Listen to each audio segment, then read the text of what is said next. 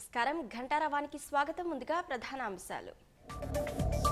కాశీలోని గంగమ్మ తల్లికి ప్రధాని మోదీ పూజలు, అనంతరం వారణాసిలో నామినేషన్ దాఖలు.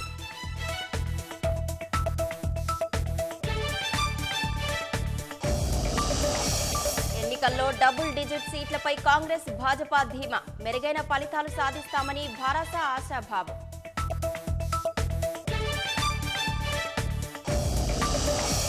హైదరాబాద్లో ప్రయాణికులతో కిక్కిరిసిన మెట్రో రైళ్లు, సొంతూళ్లకు వెళ్లిన వారు తిరిగి రావడంతో పెరిగిన రద్దీ.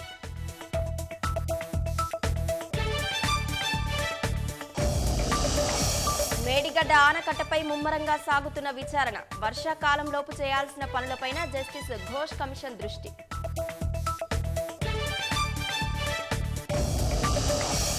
ముంబైలో హోర్డింగ్ కూలిన ఘటనలో 14కు చేరిన మృతుల సంఖ్య, అక్రమంగా నిర్మించిన వారిపై కఠిన చర్యలు తీసుకుంటామన్న పోలీసులు.